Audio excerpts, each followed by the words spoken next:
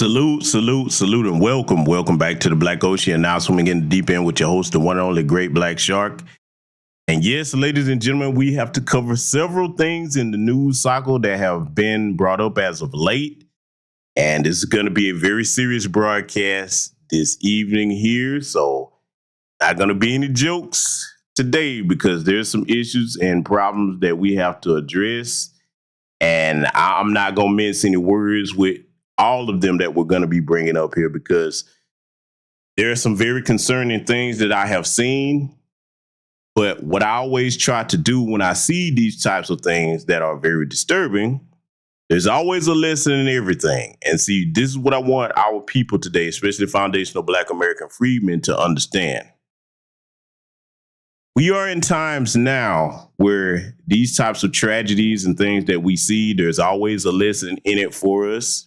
Okay, and we must always make sure that we get that lesson and come together as a community and discuss these things and do whatever we can to prevent future things from happening and occurring on a range of different issues. That we're going to be discussing those range of issues here tonight. Okay, so I'm just letting y'all know it's going to be one of the more serious tone broadcasts here tonight. All right. So with that said, let me make sure that I scroll up and greet the guests that are coming in because we're going to get straight started here. Salute to the good sister AA showing love on the Cash App already. Thank you very much for that, my sister. Make sure I scroll up and see who's joining us. I see 7 Scales in the building. I see Stolen Ancestors 1526. I see the good sister Netta J. The sister Key Prince in the house. 2 Stay Woke in the building. I see Tony joining us. Lee Holmes is in here. Sister Stun Zed. Okay. I see Sunkiss by TMH in here. Only Pamela's Way, Michael Williams, a Goddess Navi is joining us, and the good sister Mrs. L.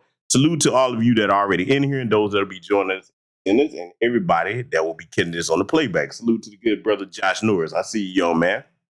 So now, family, let me go ahead and get straight into what we need to discuss here because this one right here, this broadcast, I'm going to tell you what's going to be, what it's going to show a lot of people, okay? Because I understand that some of the things people are going to disagree with later in the broadcast. But when I get to that bridge, I'm going to point out something very important, especially for foundational Black American freedmen men, okay? And it's going to be a lesson there for the sisters as well. Okay, we're going to shake some things up over here tonight. But before we get into the later issues, let me go ahead and address the main thing that I have brought to my attention. Let me tell you something. What happened to Senior Airman Roger Forson, this young Black man, was only 23 years old. Now, I have to be very measured in my words. First and foremost, condolences to his family. My prayers and my thoughts are with them, as I'm sure all of us are that witnessed the entirety of that despicable body cam footage. I saw it. Reason why I have to be careful what I'm going to say here, because this infuriates me beyond words, and this is why I take the stance, being a retired veteran myself. And I don't encourage our young Black men and women, even outside of my lineage, to go into the United States military because, see, I saw the footage. I know where the white supremacists are going to go with it. Some of them are hypocrites because they're all for the Second Amendment and everything. Until it comes to Black people, they'll find any excuse when our lives are taken. Okay? Let me tell you something. Just having a gun in your hand if you go to your door is not illegal. Where that race soldier shot this brother in cold blood like that, it's going to be an uphill battle to get justice, because I'm going to tell you why. Because I'm going to put this article in the chat room, okay? I'm going to put the article there for y'all to read it. If I do a further broadcast on this, I'm going to have to get my thoughts together because it's everything I can do to not say certain things on air here. But I will say this. The only true justice for this situation is for the scales to be balanced. What's understood doesn't need to be explained. I think everybody gets the point what I'm saying on that, because see, You can't find any stories where they just do white folks like this. White people can be shooting literally at the police, and they go out of their way not to even tase them, let alone fire at them. Look at all these mass shooters. Remember Uvalde, Texas, the bunch of cowards down there? You sat there while those little babies were being murdered, and it took one U.S. Marshal to go in there by himself and deal with that particular situation and try to save what lives he could. This is why those of you on those race soldier squads, you are the biggest cowards on the face of the earth. But I'm going to tell you something. Your day is coming because, see, this young man right here, 23 years old, you think about it. He decided to go into the United States Air Force to serve his country. He made it back over here without his blood being spilled on a foreign land and in the privacy of his own home because a damn Karen lied and talked about it, called in and, you know, a disturbance and used his number. See, let me tell you my thoughts on that because I'm trying to contain myself on it. Because, see, this is why I have Dr. John Henry Clark's quote up here. Black people don't owe anybody anything but an ass whooping, to quote this late great ancestor of ours. And I'm going to tell you why this also applies to people trying to force us to pay attention to these conflicts across seas when young brothers like Senior Airman Roger Forrest, 23 years old, is being murdered in his own home. No. First and foremost, that damn race soldier, he should have been standing where the brother could see him, okay? Because a lot of people, let's just go ahead and call it what it is. We're in times today where people out here doing all types of things to run up in your house and rob you. A lot of people would use that and say they're law enforcement to try to rob you. If you can't see them and you open the door, you got a situation on your hands. So I'm pretty sure that's what this young man was thinking when he had his firearm. He didn't point it at the race soldier, okay? But here's the deal. I like to talk solutions because as upset as I am about what happened, and like I said at the outset of the broadcast, we always have to get the lesson from it. There's a device that even if you're in an apartment, okay, like this young brother appeared to be, it seemed like it was a condo apartment complex where he was staying. If you don't, because you can do certain things at your home, at a house that you can't do in an apartment. Here's a device that I want to put people up on that could have saved him. In fact, I'm going to try to get the link to that. You know what? While I'm talking, let me see if I can get that off of Amazon. There is a type of camera. It looks similar to like a screw-in light bulb. In fact, it has lights on it, but it has a camera attached to it where you can connect that to your phone and it swivels in a 360 where you can see who's at your front or back door or what have you. And I think this probably would have been able to aid the young brother in seeing that because, see, I saw the body cam footage. I put the article in the chat. Let me tell you something. The way the race soldiers are spinning that, they're trying to justify it. And because the guy that, you know, the race soldier talking about, he did announce himself on there several times. And if you listen closely, you can hear the young brother. He was on a FaceTime call with his girlfriend at the time because there was nobody in the apartment with him. And he was saying, you can hear him saying police one time. So, you know, maybe he said that it's somebody saying they're the police. You never know what he thought was on the other side of that door when the race soldier kept moving out of view. So, see, in situations like this is why surveillance is necessary, even if you only get this item here that I'm talking about, okay? Hold on, let me see if I can find this because I want to put this in the chat room before the broadcast is over because I think all of you should have this. It's a very good device to have, okay? So, I mean, it's like, look, being able to see what's going on around your home or where you live at, it's priceless, man. Both of my homes, I have it outfitted where there's nowhere you're going to be on my property where I can't see. Nowhere at all, okay? Because, see, that right there could be the difference between life or death in many different situations. A lot of people will spend money on going out to eat, going out these different places, and they don't think about the security around your home. Now, in either case, this brother should have been able to be in his home without that race soldier just opening fire time he opened the door. See, let me tell you something while I'm speaking on this, because I'm still trying to contain myself. That goes to show you how cowardly they are. you got all these weapons on you. You got a radio to call for backup. First and foremost, let's deal with that.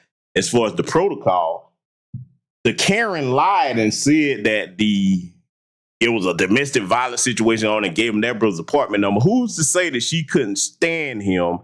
And probably I would like to know if they had any prior run-ins or disagreements.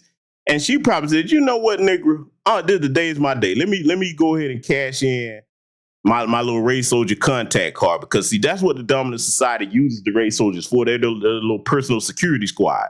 Oh, they all for them when they're harming black people, but as soon as it turns around on them, it's a different story. So I would also like to know, what that relationship between them and that complex was, because she apparently lived there. And, they'll just make up lies like that. So again, this device that I'm going to put in here, in fact, the business, I'm going to label it camera. That's what I'm going to put in all caps. If you don't have one of these, especially if you're a sister by yourself, consider getting one of these, okay? Let me see if I can shorten this so that it will fit in the chat room, all right? Because, listen, man, we gonna have to tighten up on this, because see, these people, if you listen to that video where the sheriff department is out there talking about it, they're trying to harp on the fact that he came to the door with a gun, which was down by his side. He didn't raise it. Okay. Then they're just omitting the fact that the race soldier kept stepping out of the view of the peephole. Okay. Where you couldn't really see who that was. He was supposed to wait on a partner too. In a domestic violence situation, it's supposed to be at least two of them, just in case, you have to deal with something and restrain somebody. So he didn't follow protocol. And as quickly as he did that, let me tell you something. A lot of the white supremacists don't like it when we say, you know what? That looked like that was targeted. I don't give a damn what they think when it comes to us looking at situations like that and looking at it for what it very may well could have been. Okay. That looked targeted because you just immediately open fire like that. We've seen countless videos where they've been stabbed by them folks. Okay. Their own people. They don't shoot or tase them then. Remember that situation where those 14-year-olds was busting at the cops? They actually hit them. They were reluctant to fire back at them at all. I mean, there's too many examples where I could give where these people exercise all the control in the world with their own people. But see, I got something for you. I'll tell you what, you can find this video on my Patreon as well. I remember in 1998, there's a little city in Georgia called Dublin, Georgia, Lawrence County. There was a white officer by the name of Officer Dinkiller. Okay. Now, he pulled over a white former Vietnam veteran, and this guy was clearly out of his mind, so he was out there by himself. And you know what this Vietnam veteran did? A lot of y'all probably familiar with this video if you're on my Patreon. He was going back and forth to his truck, irate, yelling and everything, and he sat there and watched this man load up an AK-47 assault rifle and then waited till he started shooting at him. Now, if that had been a black person simply going back to the truck, even if it was no weapon that in sight, they would have opened fire. But see, let me tell you something, white America, that's your damn problem right there. You're always looking at your own people as if they're safe, when in reality, they're the main ones that are going to shoot the police. Most black people are not running around shooting at cops like that. That's your own people that murder the most police officers. But see, that's how demonic and evil and insane white supremacy is when it comes to these particular types of issues. That's how demonically insane they are. I'm going to put this link to that camera in here one more time because I want y'all to get that, especially the sisters, okay? Because see, surveillance is everything. And let me go into detail about that for some of the young people. I need to address that as well while I got my composure on this, because it's everything for me to keep together to speak on this. Because man, look, a young man, 23 years old, those of us my age, we look at those as they're still kids, man. They hadn't even started living their life. And for him to be murdered like that in his own home, that man, you know what, I'm going to have to do a future broadcast covering more in detail on that because I got to restrain myself.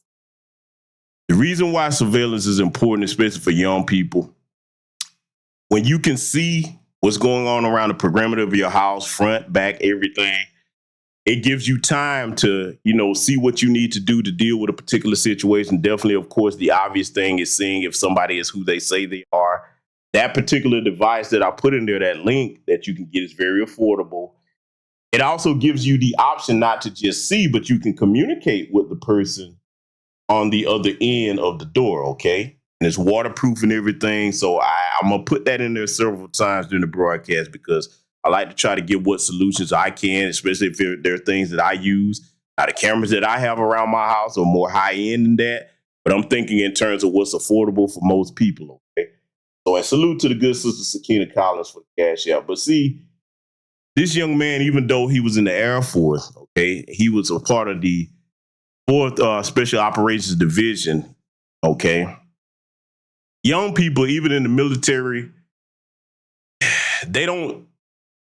this generation especially, and you know what, not just this generation, all of us when we were young people, we don't really have a sense of danger or, the seriousness of things that could happen, because when you're young, that's just not really where your mind is. Now, this brother didn't do a damn thing wrong, but I'm going to tell you something. One of the things that I have carried over from the military, and I was like this in my younger years because of the family that I was in, we always prioritize security. Let me tell you something. Everybody in my family, you're going to have a hell of a bad day. You roll up on our house thinking that, okay, this is not a secure place. What I'm saying is what was passed down to me from both sides of my family, on my mother's side and my father's side, about securing where you live, okay? And again, this young man didn't do anything wrong. It was similar to the situation with Botham Jean. Even though he's not of our lineage, he didn't deserve to die like that either, okay?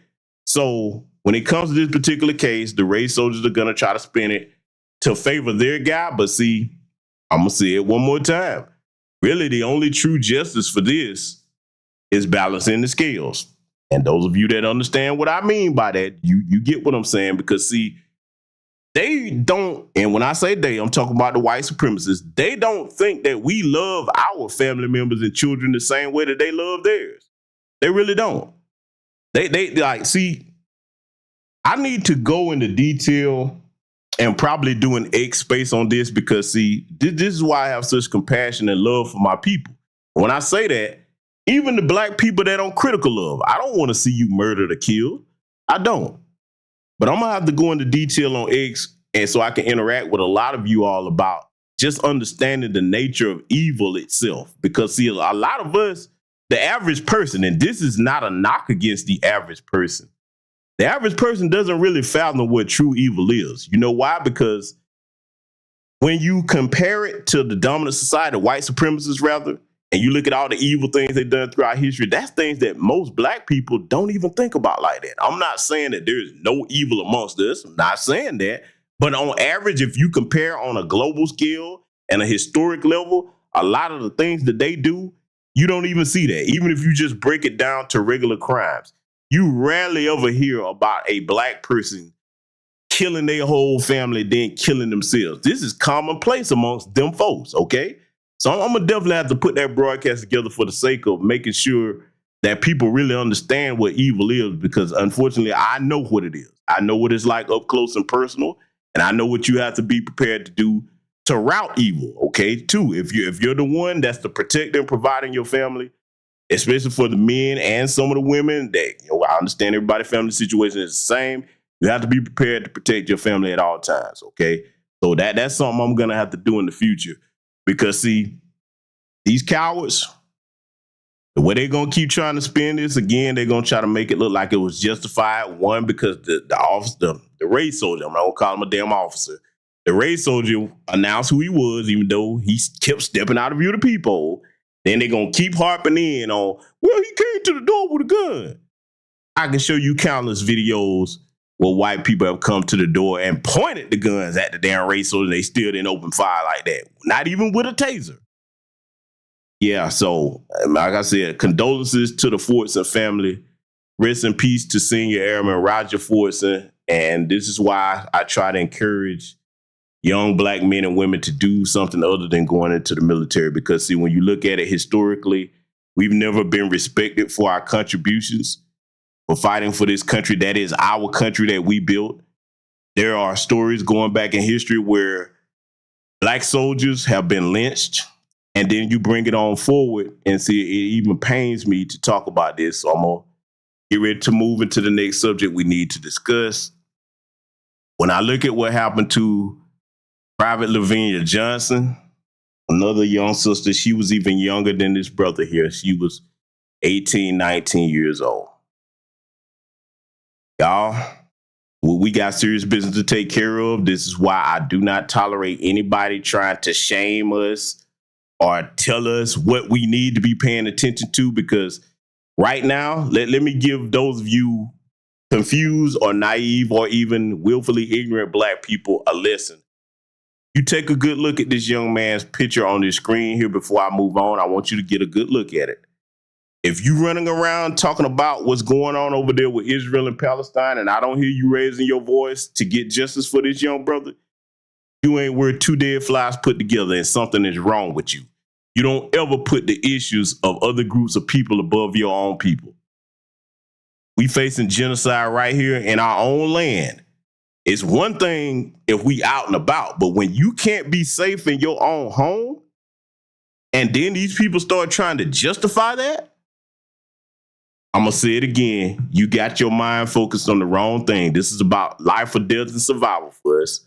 So, ladies and gentlemen, a lot of people wondering whether I was going to speak on that or not. That's about as much as I can stand to say about it, because that hurts my heart and it infuriates me at the same time. One of the things I will say in closing on this matter is this.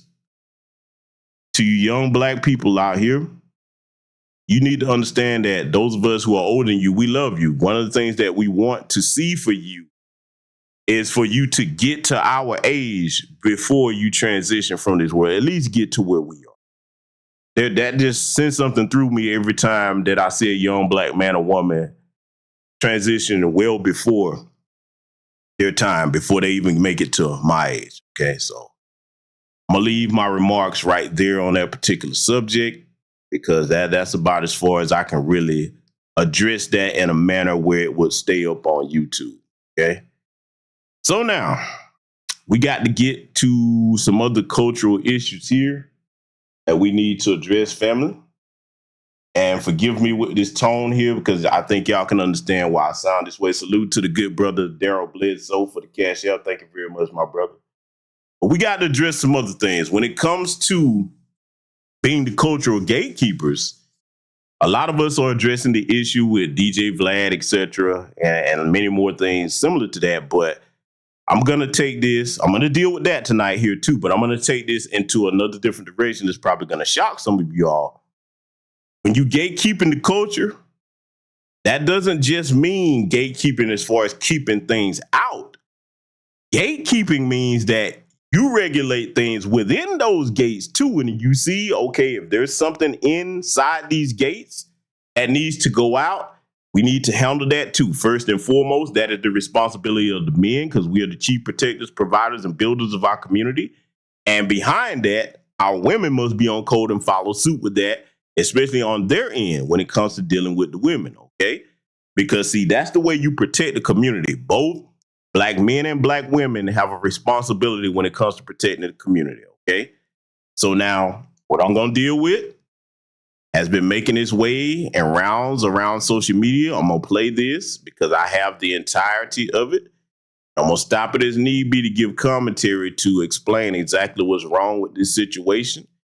And I'm going to bring up an important point that's going to show Black men, especially of our lineage, that we at a crossroads with a lot of things, and I'm going to explain why them folks have succeeded in a way at destroying us without physically doing it. Because see, it's one thing to physically destroy us.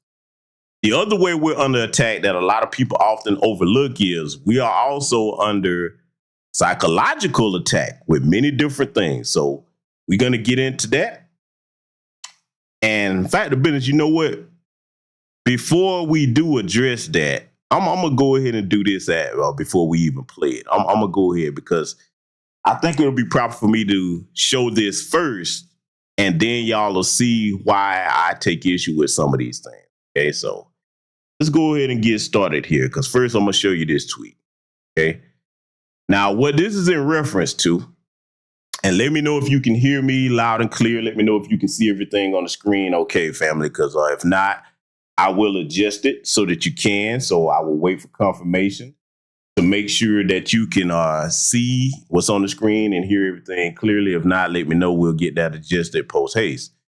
But until then, okay, I'm seeing V Mosby says it's all good. So and everybody say everything's cool. I see the thumbs up. All right, good deal, good deal. So now to give you context of what we're going to be discussing, because I'm going to play the entirety of the videos here and I'm going to lay out my case on this. I expect some people in the chat room to be divided on it. But again, when I make a case for something, y'all know I have the best interests of the community at heart. Okay, whether you agree or disagree. To set the context of this is commentary that was made on my X account. And I know this brother, he follows me. I don't know him, but he follows me on X, okay? Now, I'm pretty sure y'all saw that video floating around where that black substitute teacher is sitting up there with them little girls taking the braids out of his head. So I'm going to read this tweet because this was in response to something that I had tweeted. I'm going to put that up on the screen in a second. This dude said, with all due respect, I disagree based on the comments. Most didn't listen to the video. And let me deal with that right there. Let me tell anybody that follows me on any platform something. I've been doing this a long time. So if I give commentary on something on any post, on any platform I make, don't ever think that I didn't watch something in its entirety, because before I put up a post, I always do my research. So let's get that clear. And I don't know how long this brother's been following me, but apparently he doesn't know that about my platform. I'm not somebody that just see something and then make a knee-jerk reaction to it. Anything I've ever posted over the years, I've done my due diligence on it to make sure that I'm informed on what I speak, or otherwise I hold my tongue until I am informed on it. So that's his first mistake. Now, second part, he says he got permission from their parents. He also informed other teachers of his hair activity and recorded the entire interaction. It's sad when people automatically attack and accuse black men. Now, let me go ahead and tell you what my issue and problem with this is, and I'm going to prove this when I get to play in this video here. First of all, this is a black man, I assume, by his picture. Remember when I said earlier in the broadcast, we're at a crossroads? Well, let me explain what I mean by that in detail now. We're at a crossroads as far as black masculinity is concerned and what that really means. We're at a crossroads where black masculinity is concerned and what that really means in the traditional sense. Let me tell you why. Let me tell you something, man. What he doesn't realize, and I don't know if this man is a father, but if he is, I'm finna explain what the issue is with his logic. The term father, okay, and I'm not one, but I had one in my life, okay, I still have him in my life, okay, grew up in a two-parent household. The term father means wall, shield, protector, provider. The term father means that you're responsible enough as a man and the patriarch of your household to know that you make decisions that sometimes everybody under your protection may not agree with. But if you care about your family, that's what you do. So this whole he got permission from their parents part, first of all, I'm going to go ahead and throw this out here. This is going to offend some people. I really don't care about that because I'm one of the people that I believe in speaking what needs to be spoken regardless of whether you're offended or not. Most of those little girls probably come from single parent households with just their mothers because, see, I'm going to tell you why I'm saying that. As a Gen Xer raised by black men that didn't play the radio about children, most fathers, especially of our lineage, would not be okay with that. Most fathers that care and are in the household would have been like, hey, whoa, no, sir. Nope. You don't have my daughter playing in your damn hair. That's for your girlfriend or your wife to do. You weirdo, you. And I'm going to break it down what the problem is with that when I get to showing this. Because, see, I'm going to make it hard for people to argue with me on it. I'm going to make it hard because, see, Unfortunately, you got a lot of women. What's wrong with that? What's wrong? It was harmless. This is exactly the reason why, unfortunately, in a lot of those single parent households, that the little girls, especially the children, period, but especially little girls, end up getting molested because they don't have the foresight and the wherewithal that a man, notice I said man, not a male, not a soft spine male that's trying to conform to this new age BS that's going on.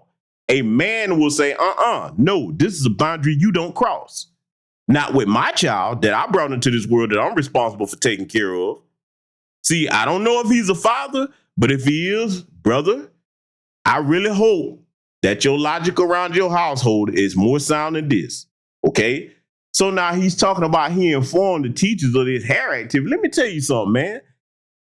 Because I know I'm right about this. It can't, most black men in here and brothers, you tell me, those of you that are fathers, you tell me if I'm off base with this or not. Because see, this is why I say we're going to be at a crossroads, because you got a lot of these dudes, I don't know whether it's atrazine in the water or they drinking too much soy milk. They really don't understand what manhood and fatherhood is supposed to mean. You're supposed to protect. And that doesn't just mean physically. It means with setting boundaries and making sure those boundaries are respected, especially for your children, your seeds that you brought into this world. That's your legacy and your heir. Your job is to protect them and make sure that they come up in good health as best as you can to your ability, okay? So now for him to say that it was recorded, got their permission, it just strikes me how he didn't stop to think that, okay, don't you think that those parents' judgment is off? And let me go into why. That right there leads into a lot of more inappropriate behavior, whether it's a male or female teacher, okay? Male or female, that leads into improper behavior. Because then the next thing you know, they playing in your hair. Now who else to say that now? And see, a lot of these people that's co-signing this will feel stupid if something come out and they find out that he been touching on them or listening to them, or heaven forbid, one of them girls come up pregnant and his kid. Huh? Oh, yeah, see, that's the one we want to talk about. But see, let me deal more concerningly with the last part of this brother's statement. It's sad when people automatically attack and accuse black men. Now, in my initial tweet, I didn't accuse them of a damn thing. I just made the statement that it was inappropriate. But let me tell you something I have an issue with, particularly with black men, okay, that do this. This whole using the word attack when somebody's trying to correct something that's off code about other black men. And see, I'm going to be clear. I know where they hang out. I know what spaces online they hang out in. I'm not going to put it on the entirety of the space because that would be false to say that the whole space is like that. But a lot of them come from certain parts of that damn manosphere space where when you critique something about a black man, it's automatically attacking them. First of all, leave that attack term if nobody was physically touched to the women to use. I expect women to use that. Oh, we finna get an old school lesson in masculinity over here. If you didn't know what GBS stood for, before today, you're going to know after this broadcast is over. I can't stand when another man is talking about, somebody attacked me. Nobody attacked you because I'm calling out something that looks inappropriate, and it is inappropriate. And then as far as accusatory, if I didn't say anything, as far as accusing them, then I just said it looked inappropriate. See, I don't like anybody putting words in my mouth. I don't play that game because I don't do that with other people. This is the little picture he put up under there, as if that was cute. Sir, I'm going to tell you something. If you see this and take offense to it, so be it. That whole response was sassy to me. See, I could, when you raised by men, there's certain mindsets and attitudes and certain verbiage that you just don't use with other men. Because see, I understand where that mentality comes from. I'm going to take this down because that's irking me just looking at it. I understand where that mentality comes from because see, here's the deal. You got a lot of these dudes today that they base their masculinity and manhood off of what women do or don't do. Let me tell you something right now. And I thank God that I had a father in my life and uncles and grandfathers to teach me this. Masculinity is a constant, no matter what women do or don't do. Now, the inverse is supposed to be true for women, but I'm not a woman, so other women will have to speak for that. But the inverse should be true for women. Your femininity It's supposed to be a constant no matter what men do or don't do. So I'm gonna leave it to the women to handle that. But as far as this manhood thing, I got that on lock because I can speak on that. Because GBS is all man. Old school, traditional Gen X man, okay? Let me tell you something. If you leave it contingent upon you being a man on what women do or don't do, you're not fit for leadership and you're not fit for respect. Look, let me tell you something. I love women. I love our sisters to death. But me being a man is not contingent upon what you do, don't do, or don't agree with. I'm going to be a man every day that the good Lord allow me to get up and draw breath because I have a purpose for my masculinity and manhood. Okay? It's not contingent on, well, she didn't do this, so I'm not going to, no. And see, let me go there with it. As far as in a relationship sense, well, she didn't do this, she didn't do that. Brother, that's simple. Because, see, this is how I know a lot of them dudes that sit up online and whine about what women do and don't do all day long. The first tenet of actual manhood is you are in charge of your life. If you got a woman that's not on your program, within reason, and I'm saying this for the men that's actually worthy of this, that's got their shit together. If you got a woman in your life that's not on your program, you know what you got the ability to do? Send her on her way. Go get the one that is on your program. I'm not going to sit up in no incel spaces whining about what women do and don't do. I'm a man, goddammit. I ain't got to sit around waiting on her to do something. Because first of all, that's the beautiful thing about if you took care of your business by the time you get to my age, you don't really have all them problems with women like that. You'll have the basic problems here or there. But as far as getting women to cooperate with you, no, brother, I can't relate to that. I really can't. Not on the issue where I would be sitting up here on the internet whining like a little punk about what they do or don't do. That's not, my father didn't raise me that way. So I just wanted to get that off my chest. But see, on that same particular issue, before I show y'all what I need to show you here, let me show you something else we're going to have to deal with. Oh, yeah. Let me go ahead and put this on the screen because, see, let me take this banner down. One of the things I want to make clear about your brother GBS is when I make commentary on something talking to black people, I'm strict on that. So to set the context up so that you understand what you're looking at, I came up under my original tweet about that video, which I'm finna show y'all here shortly. And I said it will also be just as inappropriate if it was a female teacher having little boys do this. I guarantee none of the parents, in quotes, that follow him on social media are their fathers. Black fathers that are on their job do not play about their children. Now, let me show you something important here because, see, I want young black men especially and young black women to understand that this is how you handle this when the folks jump into our discussions and conversations. First and foremost, let me deal with this for any white person listening to this. I understand that when we post something on public platforms, it's public. But if I'm specifically addressing something to my people, and nobody in the video is of your community, that's not for you to be chiming in on. And I'm going to shut you down if you come to any of my platforms with that. You know what I do with that? I go ahead and check them and block them. I don't do that ping pong ball crap going back and forth with people because, see, let me tell you why I don't operate with that way. A lot of people are confused about how I run my platform. Let me make something clear to you so you understand what type of man I am. I was not raised to sit here and negotiate about something and be debating on something when you know you're in the right about it. Okay? So what I want to encourage, especially young black men, to get in the habit of is speaking with declaration. When you speak with declaration, you're not ping pong balling back and forth with nobody about something that you know. Let me give it to you in the most simplest of terms. If somebody comes to you and tell you, hey, the ground is up and the sky is down, and you sit there debating with them, you look like a damn fool. You know damn well that the sky is up and the ground is down. Why would you sit there arguing with them about that? Okay? So that's the mindset I have. But see, let me show you how you handle this. This MAGA guy, and you can tell it's a white dude because these are the only people that have these types of screen names with this. Let me show you a trick about this. I'm going to explain why I was so vehement getting on his ass. He comes down below that and says, real fathers, first of all, sir, you put an apostrophe where it's not needed. So that already lets me know, outside of you speaking out of turn, that you're not on the same level of intelligence as me. I'm real strict about them goofy typos like that. Take your time. and put it in the proper enunciation and context. So that's one thing that irked me about that. But I digress. Real fathers that are on their job don't play about their daughters regardless of race. As a 15-month-old girl dad, I stand with you. Now, some of y'all probably going to be like, well, GBS, he was agreeing with you. What's the problem?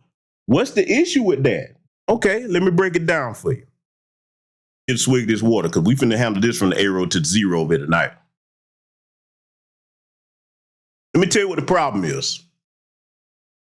First and foremost, like I said, this particular video that I'm going to show y'all, it's no white people nowhere in it. And when I play it, if y'all see some white people, let me know because I didn't see no white people in it, okay?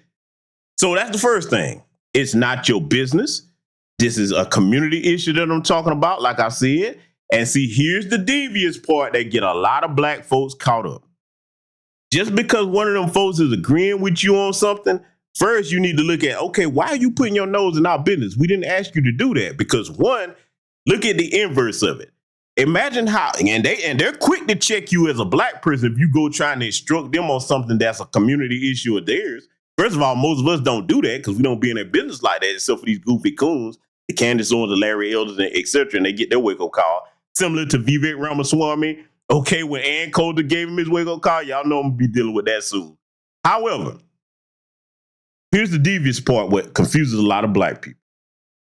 Just because them folks agree with you on something, that doesn't mean that they're on your side. See, let me tell you what he called himself trying to do for the people that didn't catch it.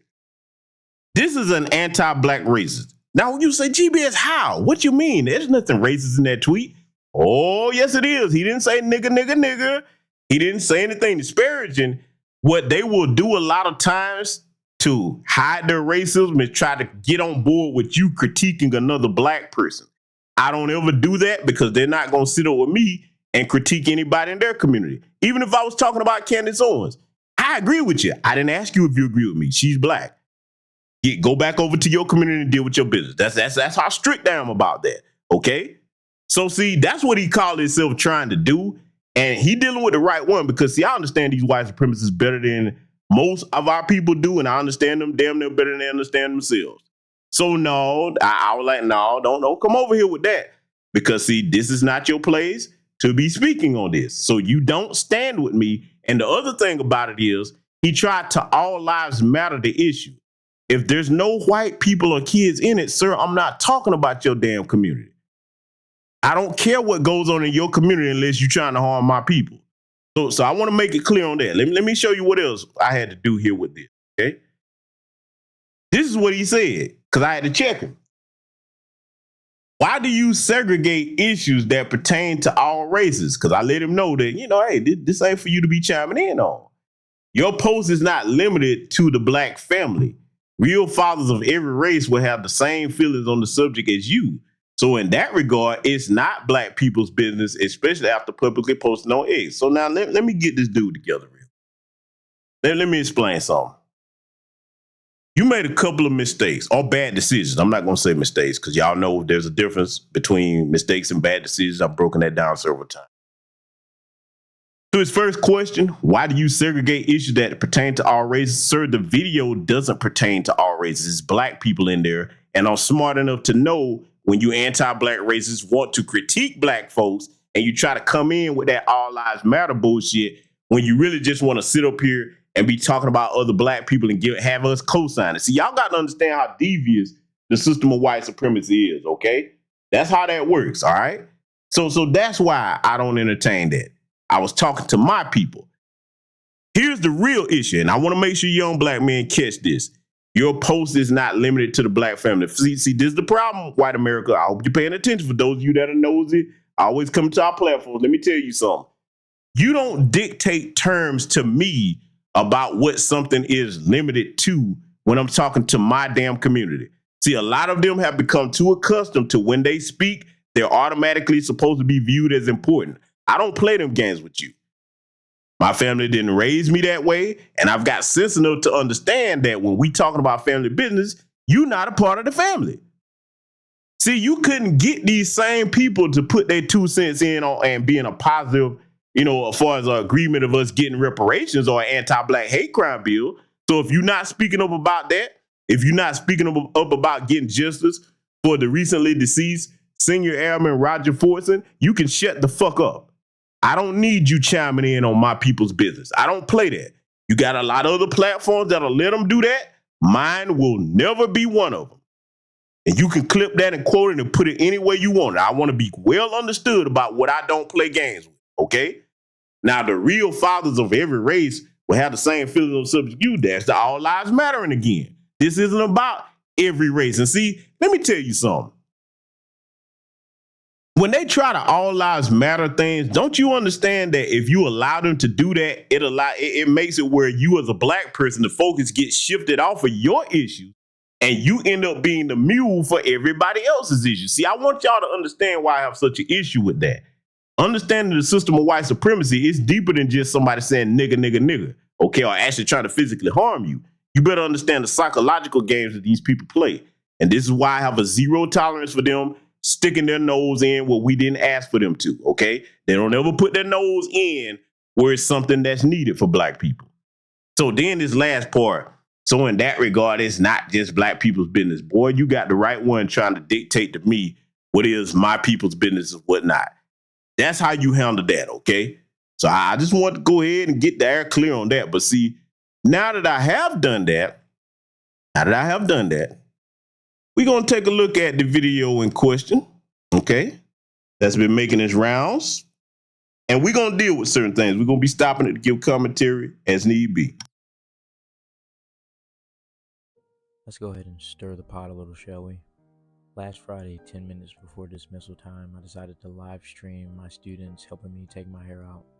There was quite the discourse in the chat, which had people saying this was inappropriate and other people saying this was completely fine. There was nothing wrong with what I was doing and people were just making it weird.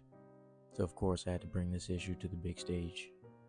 I would like to represent myself in this case, Your Honor, if I may. Number one, for a little context, I had a hair appointment immediately after school and I needed my hair taken out beforehand. Okay, let me go ahead and get on him right here. First of all, you can see the sass dripping off his ass, okay? You can see the sass dripping off of him. And I'm not saying he's a part of the LGBTQ community, but I am saying the sass as far as his soft lack of manhood. Because see, first of all, let me tell you something. A black man that's in his right frame of mind, in his right frame of masculinity, should I say, we wouldn't have no little girls doing this that's not related to us. Now, I'll tell you where I would give it a pass at. If this was a black father with his daughter and she was doing that with his, okay, cool. No problem. That's your daughter. You know what I'm saying? Or your relative or what have you. I would give it a pass then. But other people, children that you don't know, and then you talk about, I had a hair appointment at the school and there was no way I was going to be made that at school. So that's not those children's problem. See, let me tell you, sister, something. I'm going to make some people mad with this, but like I said, I don't really care about making folks angry. I'm in the business of saying what needs to be said while I know other people won't. Let me tell you women something that's sitting up here co-signing this bullshit.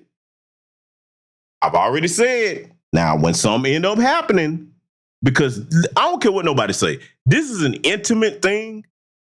Where's your girlfriend or your wife, sir, to help you do that? And regardless of whether you have one or not, okay, because I don't know, he might be in the pussy. I don't know. But whether you have a significant other or not to help you with that, your hair appointment don't have a damn thing to do with the students. You there to be their teacher. That's it. Not got them sitting up there playing around your hair. And see, no man, no old school black man would be comfortable even sitting there allowing them little girls to do that. Because see, let me tell you what the gaslighting is with this type of stuff. They try to flip it and make it as if because you got the balls to call this out and say, no, this is a boundary that shouldn't be crossed with either gender of teacher. Because I would have the same issue if it was a woman that had little boys up here doing that. Or whatever the case, okay?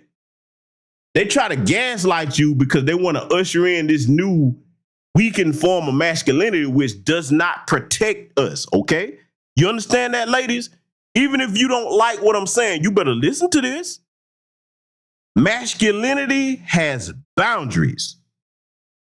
We wouldn't even, I wouldn't even think of doing this if I was a teacher with these little girls. I don't care what their parents are. And see, that go to show you them little girls are in danger because see, if their mothers, because I know they ain't got no fathers in the household, that you can't make me believe that, because if it's a man in the household that's okay with that, that's not a man. If their home life and their mothers are disliking their judgment, I promise you, them little girls are gonna be in danger, because see, that's poor judgment on a parent's part. The optics of that don't even look right. Let me go here with it. Let's just say, because it's not appropriate, I want to make that clear. I will not be on board with this. The only pass I would give it, if it was his daughter doing that in his home, then I would leave that alone. Okay, that's your children. But see, let's go the opposite direction. Let's just say it was on the up and up. What happens if an accusation is made? Why put yourself in that position, brother? Huh? I ain't done yet. We gonna critique the whole thing, because I got all the little videos with it. I'm gonna make it clear what the issue and problem is. I would have taken it out the night before, but that Friday we had a camera crew coming in to shoot a promotional video, and I was one of the ones being interviewed. So I had to look presentable, so I didn't take my hair out. I didn't have the time to do it all myself, because it would have taken me forever. So naturally, I asked about 4 or 5 of my over 100 best friends to assist me in taking my hair out, and they all agreed. Okay, so see, let me tell you my other problem that, well, because I'm going in on his ass. I'm going in on him because, see, this is a proper masculinity. First and foremost, sir, you're an authority figure. You're supposed to be a teacher. And then the way you were addressing them, talking about, I had about 100 of my best friends. You're not their best friend. You there to be their teacher. And your personal issues outside of that classroom, them because you want to make your hair appointment, that don't have nothing to do with them children. You there to teach. That's it. That's all you there to do. But see, today, let me get deep into this. You better understand that this is what the system of white supremacy wants when it comes to all black men. Like, if they could take this little bastard right here and mass produce him and say, hey, this is the next generation of black men. Oh, it's over. We're done. You listen to how he talking. And see, you know what? A lot of people probably like, well, why you getting on why he talking? It's gonna be made quite apparent the further we get in this. Fact of business, let me let him keep going here, because I ain't done with him by sight. 2, this was at the end of class. This week we were doing STEM fair presentations. Since it was Friday and all of my students did an excellent job on their STEM fair projects and presentations, I told them if we get one solid presentation in this class, I'll end class a little early and they can have fun and play basketball, darts, or be on their phones or whatever. And during that time, my team would help me take my hair out. A couple of these were students from my class, but others were students from other classes. I wrote all of them a pass at the beginning of the class period, requesting their assistance 10 minutes before dismissal. I told the teachers only send them if all of their work was completed and they had good behavior. They all met the criteria, so 10 minutes before dismissal, they showed up for their job. My next point I'd like to make is, if I was a female teacher, those people wouldn't be in the comments saying, oh, this is weird, this is inappropriate. No, those of us with sense would be in the comments saying that's inappropriate. Even beyond that, if their fathers was in their lives, you be having a conversation. I'm gonna tell you right now, if I looked up and that was one of my daughters, if I had children, if I had a daughter, first of all, my daughter would know better than to do that. But if I saw it, you're gonna have to see me, Playboy. She ain't coming back to that class, probably gonna pull out that school. But you and me gonna get an understanding. You don't play about your children. And see, the good sister, Mrs. L, brought up something. I'm gonna go here. This sister be on point in the chat room, because she's married to a black man. That's a good black man. And shout out to your husband, because I can just tell by the way this sister carries herself in the chat room, she got a real one over there in her household. The sister, Mrs. L, says, let's not act like some of these little girls don't have a crush on him. They may have said yes because they think he's cute. Oh, I'm glad you said it, sister. I'm glad you said it, because, see, regardless of me doing a broadcast on this particular subject here, this is something that the women that think like her are going to have to take the reins on with these hood rat heifers that's co-signing that nonsense and say, nope, the line in the sand has been drawn. We say this is not appropriate for either gender to be doing this. She's right on that, because, see, you got to understand something. We've all been children. We've all been little boys. We've all been little girls. Okay? We've had crushes on teachers.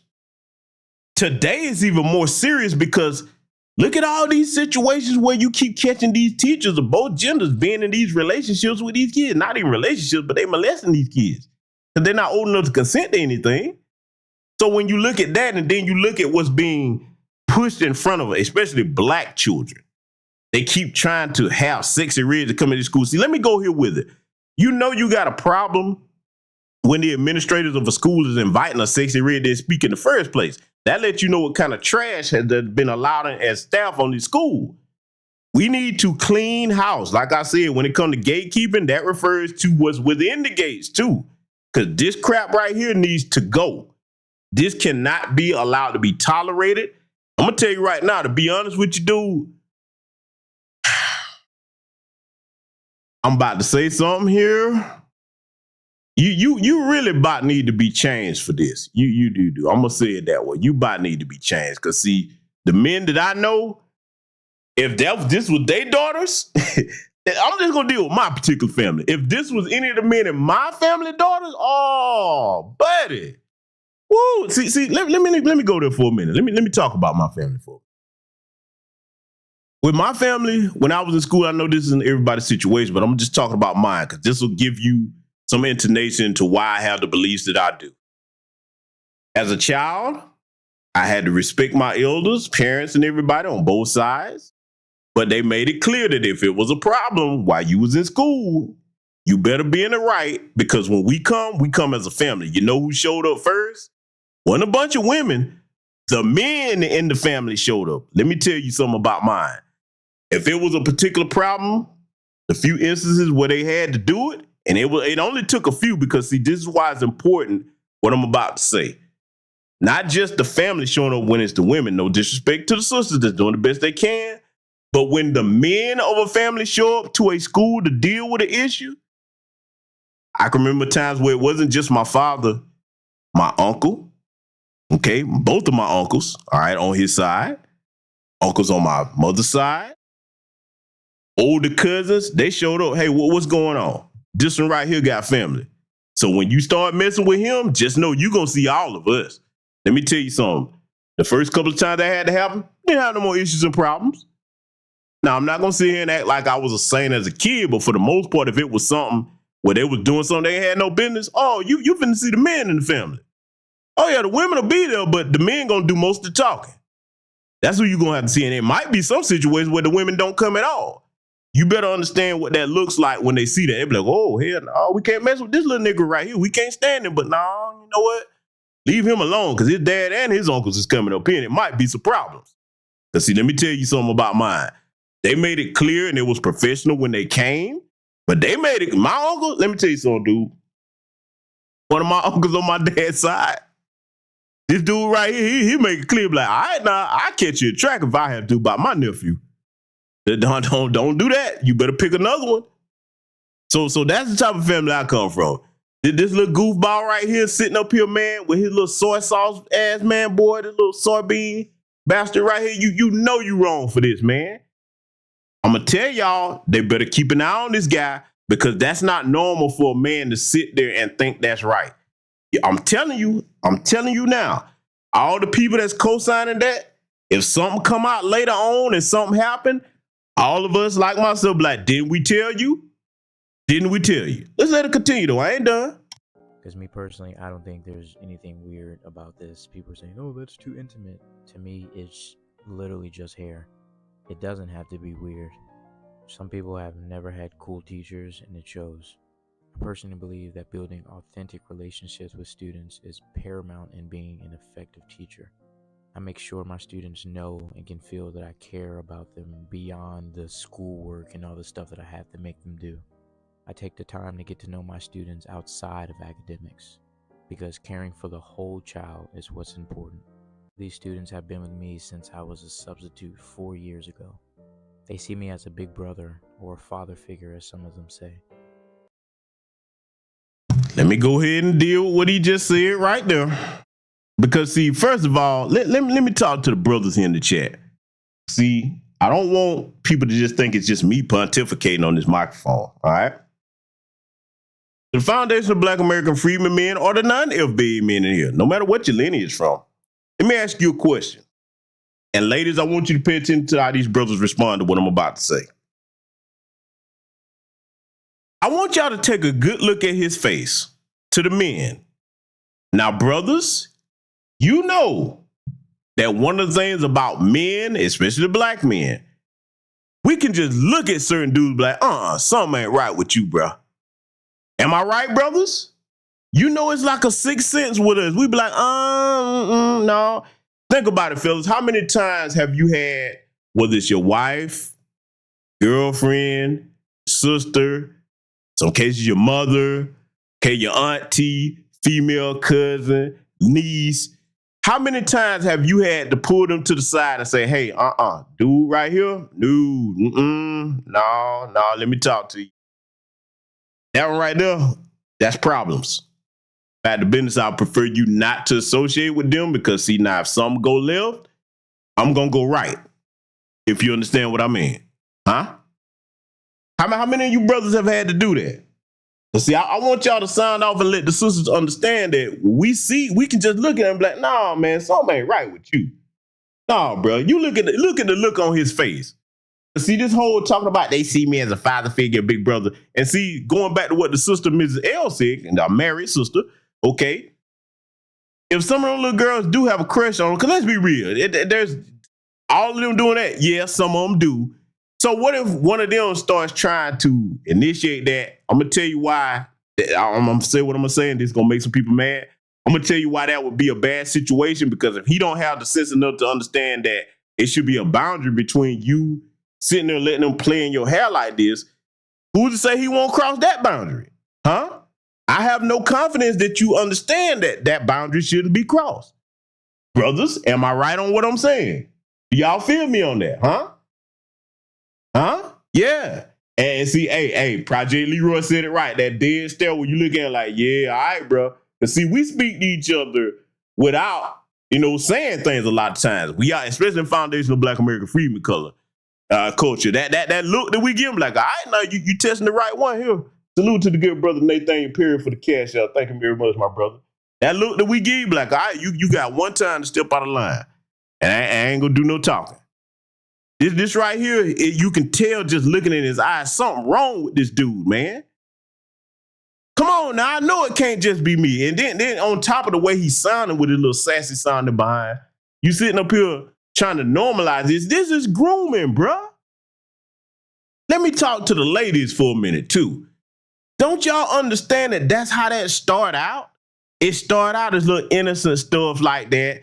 And then the next thing you know, a pedophile, no matter what gender they are, they keep pushing the line. They keep okay. Now, all right, let me give it to you this way.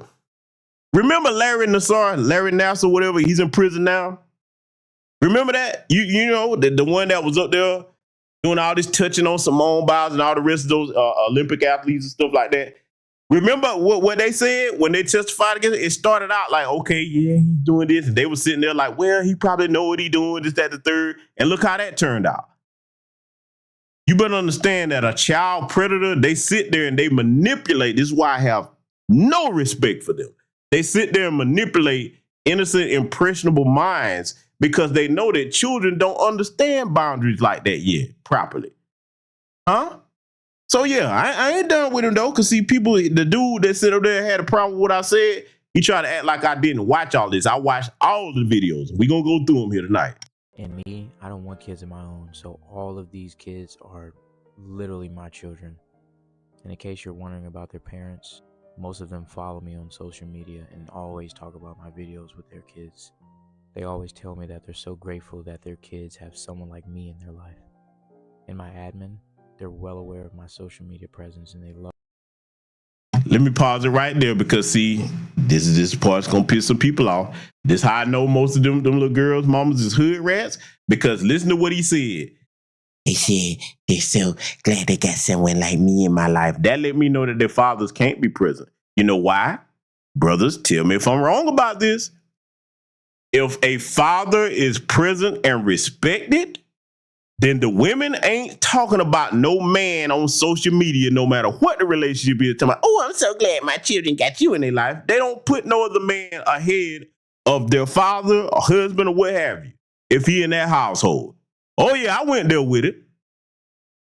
I'm gonna tell you, sister, something. Because I expect the hood rats not to get this. They don't have no sense of common sense or order or whatever. This is why when you look at most of them households, the molestation rate amongst the children be through the roof. Because they'll sit there and be bringing all kinds of men around their children and stuff. And then they get to touching on their little daughters and sons and stuff and just be out of control. That's the statistics on that. You can look it up if you don't like what I'm saying. There's always chaos in a household where that man is not there under that roof. Because that is our natural role on this planet to protect our families from danger that the women can't see and vice versa. There are things that women see and pick up on quicker than we do as men. Well, we should yield to their counsel and be like, you know what? Let me sit down and listen to what they got to say. Maybe she sees something I don't see. You know what I'm saying? So see all this pushback that we getting? Let me tell you something. I'm going to say it again. We're at a crossroads, fellas and ladies. The men that's co-signing this ain't worth two dead flies because they don't understand what proper masculinity is. And the women co-signing this, they ain't nothing but a bunch of hood rats. Let it continue. Of my videos. To me, this is just another wholesome moment that I'm having with my kids that I was fortunate enough to catch on film. Since I'm a science teacher, one thing that I teach my students about is symbiosis. Symbiosis deals with the relationships between organisms. The type of relationship that I like to foster in my class is mutualism, or mutualistic relationship, which means both organisms benefit from the exchange. So when my students have good behavior, complete all their assignments, and do everything that a scholar is supposed to do, I reward them with downtime and just time to just be a kid, be on their phones, play games, gossip, so on and so forth. See, this goes to show you he already out of order. Sir, you there to teach. You're not there to do all this BS that you're talking about. That's their parents' job to facilitate recreation and entertainment for the kids. See, this right here, you call yourself trying to be their friend. And I know what he's doing because listen to the tone that he's using in this video. Y'all better understand what a damn predator sound like. And again, I can't accuse him of nothing because I don't have no proof of that. But I know what a predator sounds like. This is grooming language. Yes, it is. I'm not the channel that's going to sit over and just co-sign some Negro just because he's a black man. When your ass is wrong, you wrong. And I'm going to call it out on this platform as long as I got it. Huh? Again, fellas, look at the look on his face. Look at his eyes. You can't tell something wrong with this dude, man. Huh? This is why, brothers, I tell you, don't be out here procreating with women that you don't want to start a family with. I understand things happen. People go their separate ways. But Lord knows you got to stay in your children's lives because they need you. They need you, okay? There's no black father in his right mind that is a man that will sit here and see this video and be like, yeah, that's cool. I don't care about my daughter playing in another man's hair. That's completely normal. Really? Huh? So if you're cool with that, then that means, hey, you know, your daughter can just do that with any random Negro. Because, see, you got to understand something, right? Let's go here with it. For the ignorant fools that sit up here co-sign this type of stupidity. Touch is a part of intimacy. Any and everybody ain't got no business touching on you. You don't. That's a gateway to many other different things. All of us know. Let me just go ahead and say what needs to be said. Brothers, I don't care whether you was a teenager in your early 20s or the age you are now, if your brother's got some hair on your head, you always know that when you get your hair braided by a woman, man, that's an intimate thing, bro. A lot of times, what would we do? Hey, if you knew the chick that could braid the hair, hey, that's one of the ways you was like, yeah, let me sit up, see if I can, you know, let me see if I can get some. And no, and for the gaslighting people, you being weird. No, I'm being a man. I'm telling the damn truth. That's an intimate act. Okay? We'll sit up here and act like we don't have common sense because, see, think about it.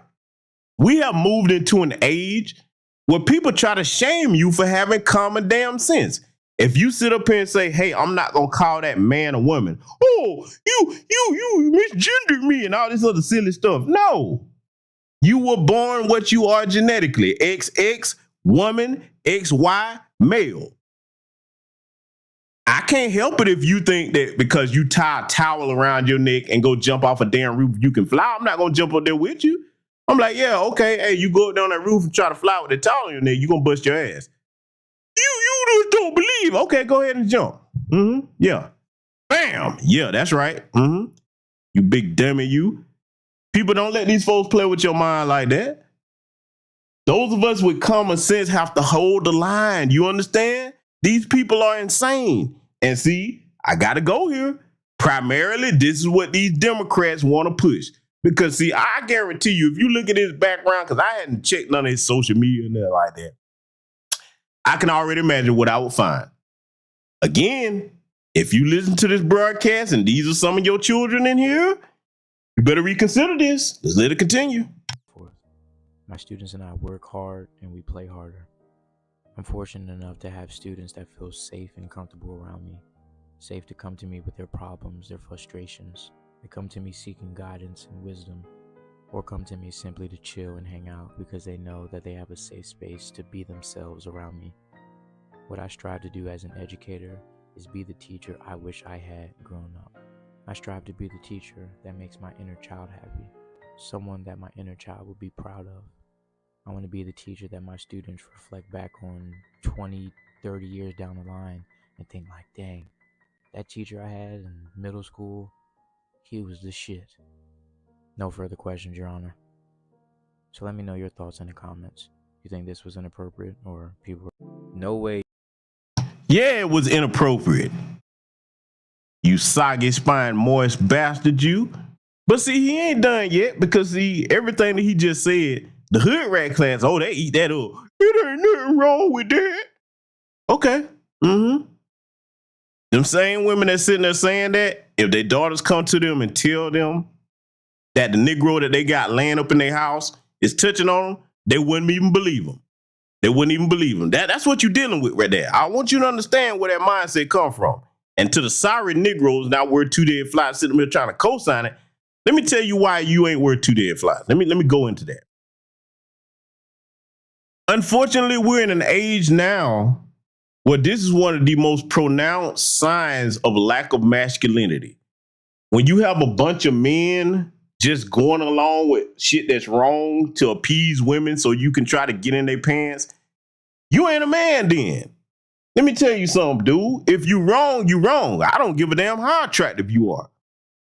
I'm going to tell you that. That's one thing I'll make it clear if you're dealing with me. You don't like to be told the truth, you better go find somebody else that's going to kiss your ass. Because I don't care if you got all the specs that I like in a woman from head to toe. If you're wrong, I'm going to tell you when you're wrong because that's a part of my job as a man. And that's not contingent on me trying to get between your legs or nothing else. You better understand what the value of that means, what I just said. But he ain't done yet. I'm going to play this, family. He doubling down on the nonsense. Let it continue. You're still embarrassing yourself online. I'm going to make you look foolish for a second time. You bet your ass I let my students paint my nails before. The student that you see in this video has goals and aspirations to be a nail tech. Not only does she do nails, she does hair, makeup, she's a dancer, super intelligent. She's pretty much a jack of all trades. Now, do you see the issue and problem I have with this? Let me go ahead and make this clear. If you are a man, okay, especially if you're not in the LGBTQ community, I don't know if he is or not. He'll do till a good candidate get here, I'll tell you that. But if you are a man, you know that nail polish does not belong on your hands. The only pass I'll give you is if you're getting a professional manicure. Now, that's healthy. That's a part of keeping your nails and fingers healthy, but you can do that at home. But if you decide to go get one professionally, a manicure and a pedicure, that's healthy. I'll give you that. When you start painting your nails and toes, that's detached from manhood. That's what women do.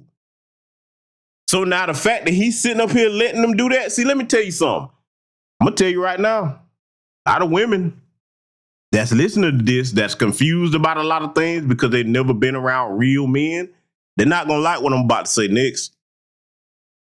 If I had a daughter and she wanted to do nails or whatever, that's her passion, that's what she says she want to be, You're not going to practice on daddy's hands. You know why? Because daddy is a man. That's what your mama is for. Huh? That's what your mama is for. You go practice on her hands. That's what you do. Because see, the image of father, what you're going to see in my hand is tools. What you're going to see in my hands is things that build. You're going to see the image of a man. Y'all better understand that saying it starts at home. That's a very true phrase. Because see, think about this. The first image that your children, little boys and little girls see of what they're going to go out there in the world is the image that you give them in that household. They're going to see if daddy's the type of man that get up every day, go to work or run a business, whatever. They're going to see if their mother is the type of woman that gets up, nurtures, and takes care of the household and respects their father. If it's mutual respect in the household between the man and the woman. Okay? So you can tell that this dude, I guarantee you his background coming up was all screwed up. You can tell because he turned out like this to think that this is normal. Oh yeah, I'm finna piss him off tonight. Let's let it continue. Since that's the homie, she came up and saw my nails looking a little rough, and she decided she wanted to give me a fresh, clear coat. And just to add this in there, right before this video, my students took a standardized, like one of those state tests. And typically after state testing, I let the students chill, because who the hell wants to do work after, all morning sitting at a desk taking a test? Not only was this moment captured during our downtime, because I'm not just like, hey, we're not going to learn science today. I actually have to get my nails done, so all you just watch me, because, that would be dumb. Her guardians are well aware of this. Her mom literally watches my videos all the time. Not only does she love my content, but she signed a media release form for her daughter so she can be in my videos. Y'all men are literally telling on yourselves in the comments. Why are y'all projecting your weird ass energy? Just because you're messed up in the head doesn't mean everyone else is. There's a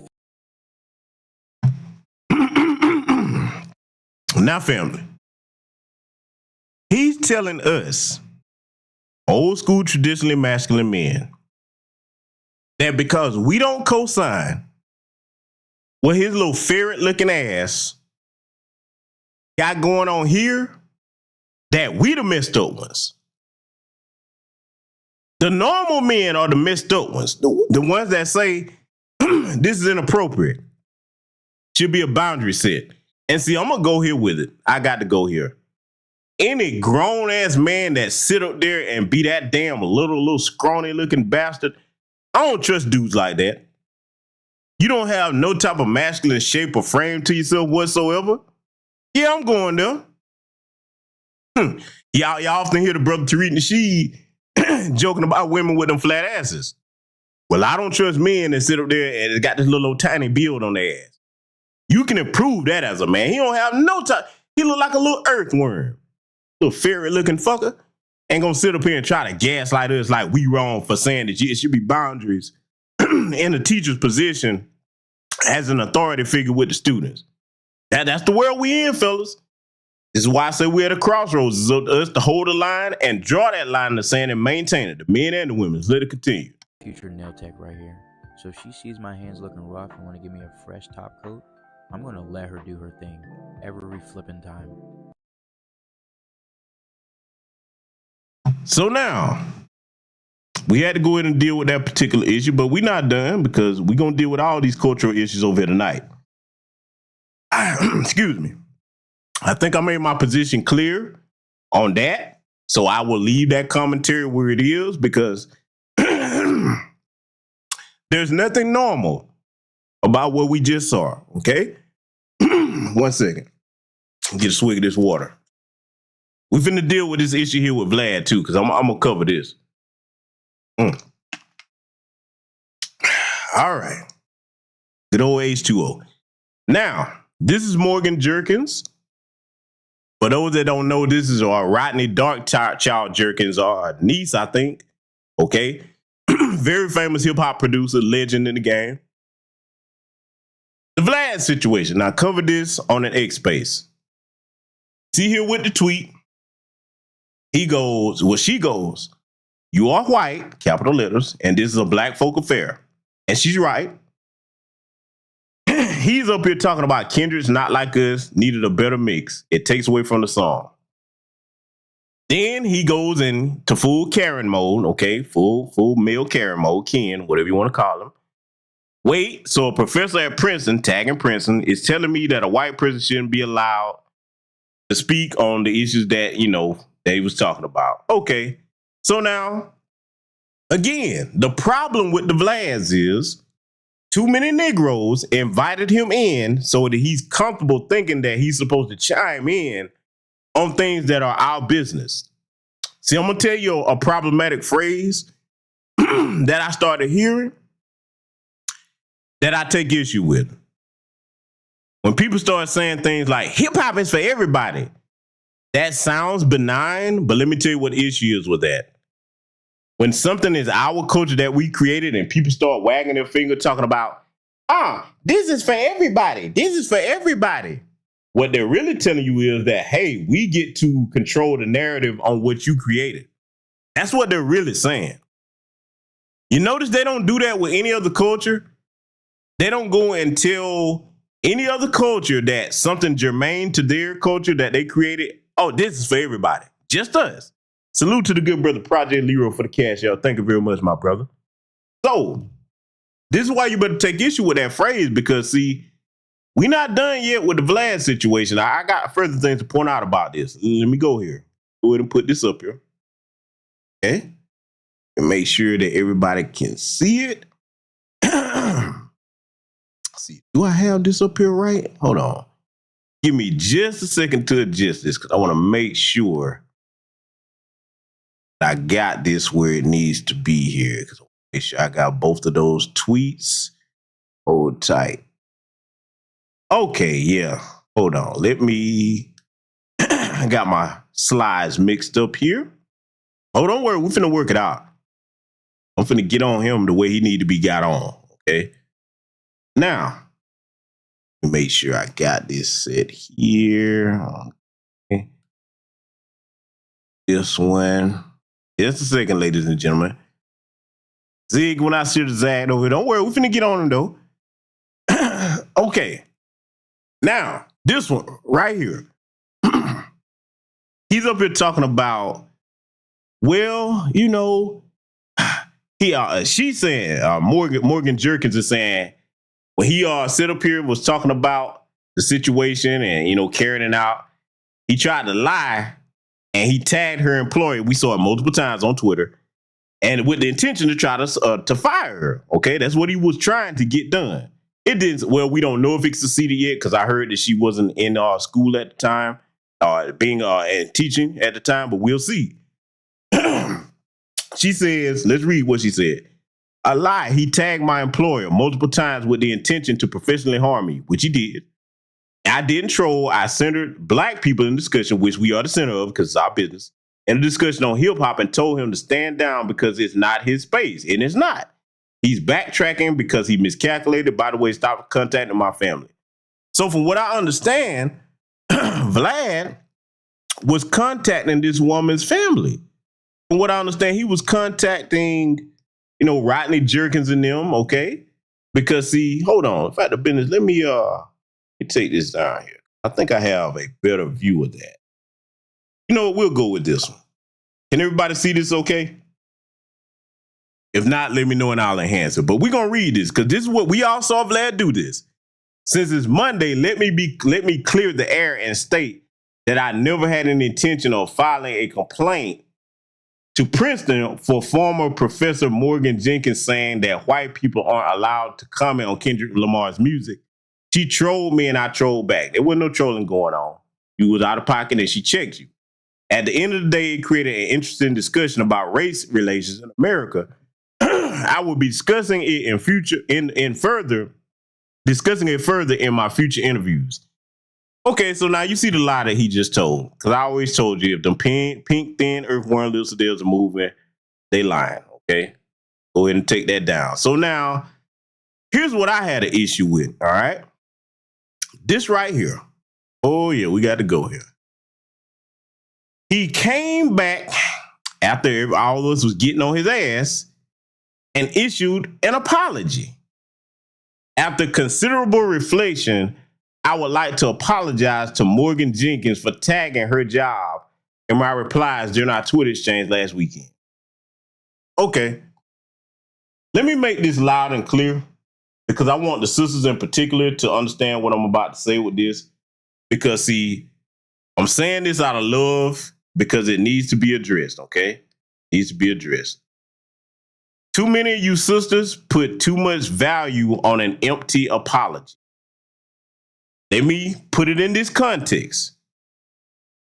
When the Jewish community is aggrieved, do they just simply accept an apology, or do you have to break bread? Is there something more tangible that comes along with that? Okay? Can anybody in here pay bills with an apology? Huh? Can anybody use an apology for anything tangible in the world? See, I get it. A lot of the women value somebody publicly apologizing, but I need the sisters to start asking yourselves, what is that really worth? Okay, so they apologize. How do you know it's sincere? Even if it's sincere, what does that do to specifically change the situation if it's egregious enough that it prevents it from happening in the future? An apology without recompense is not worth a damn. Ladies, get that through your head. Stop seeking these apologies. You should apologize. Okay, if they do, then what? If there's no recompense attached, an apology ain't worth shit, okay? That's my issue with that. And I want that to stick, okay? Because I see too many sisters be like, you need to apologize. Okay, all right, you get the apology, and what's it worth? Huh? We in times now where everything as far as an apology need to be attached with some type of tangibles to it, okay? That's where we are now, okay? So we gonna go further because we're not done yet, okay? We done went over this part right here where he's sitting up here lying and capping and everything, but see, we got to look at this. Let me take this banner down once again. This is the further part of the conversation where she says, what I'm saying is that you put your opinion in a discussion that's not needed. This conversation is and should center black people, not you. Again, I pointed that out when the MAGA guy was trying to chime in and co-sign what I was saying. They always try to center themselves into something that don't have nothing to do with them. And when they do that, look at every time they've done that historically and in present day. When they get in there and all lives matter something, guess whose issues get pushed to the back burner? Black people, okay? And he's coming up here trying to be sassy and bold. Don't try to change your words now. I'll be reaching out to Piston about this on Monday, tagging him again with his bitch ass. Let me tell you something, dude. Any black person still going on that platform, and I told you, I'm gonna have an X space coming up soon to deal with that. It's time for us to set some social consequences on them. We're gonna have to ostracize them completely. Because see, this is just the latest thing in a long line of things he's done historically, being invited into our culture as a parasite, not a guest, because a guest is respectful of your culture. This is a parasite. We're going to have to get on them people about that and let them know if we see you on Vlad, you don't get no more black support. You better go over there where his people at, which brings me to this bastard right here. Oh, yeah, I'm going here. Yes, I am. Oh, I'm finna make the Drake fans mad tonight, boy. Yes, sir. I'm finna make y'all mad if you're a Drake fan. I'm finna piss y'all. Finna piss y'all away off. So go ahead and get you a fresh pair of drawers and get ready to take a shower. Okay? Male and female alike. Finna piss you off. This right here, I got this image on the screen for a reason. This I really never route with him from the beginning. You know what I'm saying? I never really route with him or anybody that think that it's cool to do this. Because, see, even though his father's LBA, which he wasn't raised with, he was raised in Canada with his white mother. This shows you he's not a part of our culture because black folks from our lineage don't think this is funny. I'm going to take it a step further. As a foundational black American freedman man, I don't think it's funny when I see them folks mimicking and mocking continental Africans, Jamaicans, or Haitians with something that's disrespectful to their culture. I don't play that. It's not funny. But see, this right here is germane to our culture because it's a direct reference to Jim Crow. Just like that bastard Justin Bieber, we all seen the stuff that he said And then you have silly Negroes still co-signing them. Oh, he cool. Just look away from the egregious things and disrespect they've committed upon us and accept them in there. I'm going to use the Jewish community again. If you saw anybody that the Jewish community was fond of, and let's just say they started mocking their people by, I don't know, reenacting their people being put in ovens or something like that, they wouldn't still be talking about, oh man, they still cool. They part of the culture. Hell no. That's where I give them respect for. They're like, no, you got to go. I don't care how much money you was making us. I don't care how cool we were with you. I don't care who you dating or married to. You got to go. Let me say something on this microphone here tonight.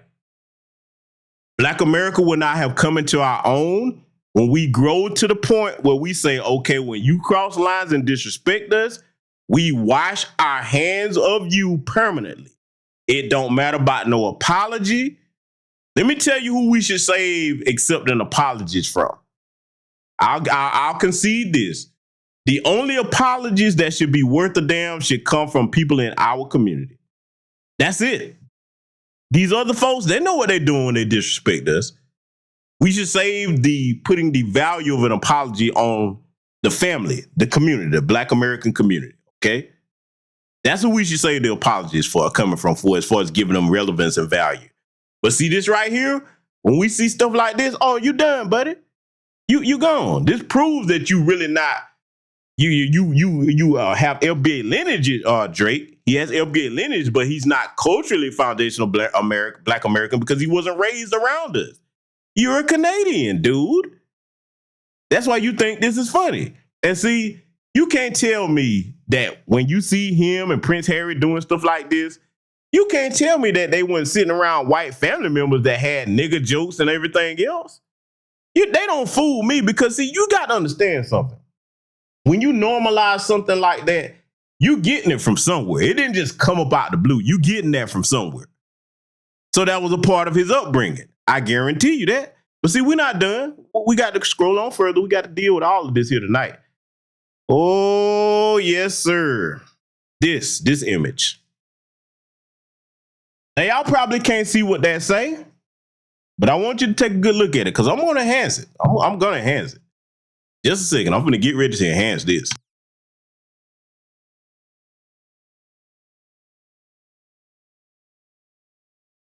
Now, a lot of y'all might have seen this image. Some of you might not have. You see this little white boy and this little black girl. And I got to go on record and say, I don't think she's of our lineage because most of our children should know better. But let's just say she is of our lineage. That means that her parents actually failed her. And they didn't teach her why this isn't funny. Let me show y'all what this sign really say. Oh, yeah, we finna go here. Yeah. Now I bet y'all can see that. Let's read it. And want somebody to tell me if I'm reaching on this, okay? This little white boy and this little black girl holding up a sign saying, I know I'm not cotton, but will you pick me for prom? And got cotton balls and shit all around it. Let me address this from 2 points. If this is a non-FBA black girl, let me tell you why you in the tether class that probably think this shit is funny or harmless. Let me tell you why you stupid. Don't you know that them folks are saying the same disrespect about you, but see, you look at it as like, well, I'm not a Black American, so they're not talking about me. Yes, they are. They're using you because they know they can't get that off with anybody from our lineage. In other words, you're the substitute flunky that they can't find amongst Black Americans that have self-esteem and respect for ourselves and understand that with what our ancestors went through in Jim Crow and slavery, we don't joke about shit like this. Let me cover it from the second angle. Let's just say she is of foundational Black American freedman lineage. I double down on saying her parents failed her because that's that type of household where, well, we all were raised the human race. Problem. If all these other races outside of ours don't see it that way, then we would be a fool to just sit there and ignore that reality. Do you know how disrespectful this is to our ancestors? For your little ignorant ass to be sitting up here holding this damn sign talking about, I know I'm not cotton, but will you pick me for prom? See, this is why I say knowing history and how it correlates to present day is important. But let's talk a brief bit about those cotton fields, huh? Do you know what that experience was like for our people? Out all day in the burning hot sun. Let me explain something to you. See, a lot of people just think about a cotton field. Oh, they were just picking cotton. Let me explain to you something. First of all, if you've ever seen a natural cotton plant, you know it's got thorns in it, okay? Then the other thing about these cotton fields, there were snakes out there in these cotton fields. Little children got bit, killed. Let's go further about what our ancestors went through in these damn cotton fields over here in these killing fields of America. If you didn't pick a certain quota or weight amount in that bag, you know they would beat our ancestors for that. So a lot of our ancestors would put things in the bottom of the bag to try to even out the weight, to try to alleviate some of that torture that they would have to go through if they didn't pick enough of it. Had little old bitty, I've shown that history on this channel, little bitty black children out in them fields. And this little ignorant heifer, because her parents failed her, if she is of our lineage, because I'm not sure if she is or not, got her sitting here holding up this damn sign. Let me tell you something. If you don't correct that, the ancestors are going to deal with your family. Our ancestors don't play about disrespecting them. And if you think that I'm reaching on that, oh, GBS, you going into some esoteric nonsense. Oh, yeah? Okay. Tell you what. Ask the white supremacists that run their ass up to Lake Lanier every year if I'm reaching or not. Go ask them. Go ask them if you think I'm playing about that. You start disrespecting people's ancestors no matter what lineage they come from, of things that they've gone through, okay? Keep playing that game. Our ancestors are very angry, okay? If you're a black parent and she's of our lineage, you better correct this, because this right here, you think about it. The old saying, a picture is worth 1,000 words. This is immortalized now in a time where we have the internet forever. You think about it. Let me further flesh this out. Let me ask the black people in this chat room, no matter what lineage you're from, because we got brothers and sisters here from all different types of lineages. Is this a picture that if it was put in a family album, would you be proud of this?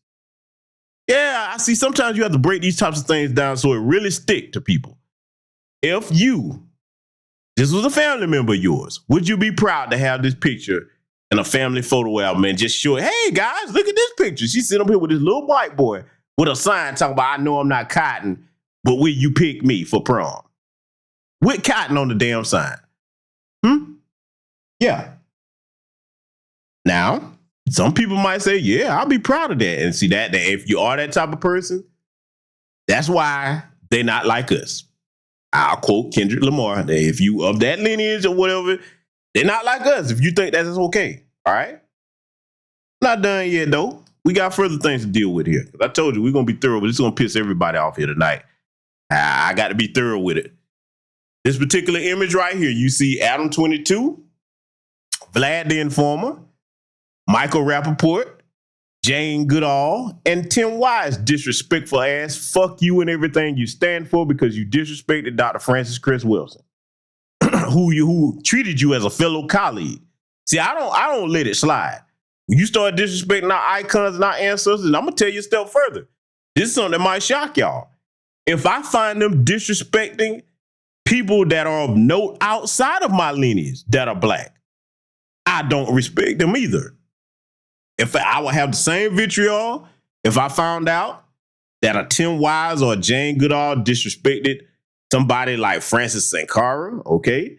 Thomas Sankara, rather, excuse me. Thomas Sankara, okay? Patrice Lumumba, Winnie Mandela. Oh, boy, now that one right there, let me tell you something. You want to piss me off? Even though I'm a foundational Black American freedman, disrespect Winnie Mandela. Oh, yeah, I ain't, nah, brother. That was one writer that was an example of a sister that is well worthy of respect comparative to foundational Black American freedmen sisters. Winnie Mandela was the truth. You understand me? And if you doubt that, Who you think taught and raised Julius Malema? I rest my case. I'm just letting it be known where I stand on that. But see, I got these particular bastards, these parasites here up on the screen for a reason. Because all of them have something in common. Ladies and gentlemen, do we all know what's in common that they have here? Why I got them on the screen? We all know what they got in common? Let me tell you, they all were co-signed by black people and brought into our culture and got their notoriety off our culture, including that little bag of dog shit, Jane Goodall. I'm going to tell you why I'm calling it that. Bitch, when you jump into our movements and try to center yourself as if you a leader and you against reparations well, Native Americans must get it too. Let me tell you something.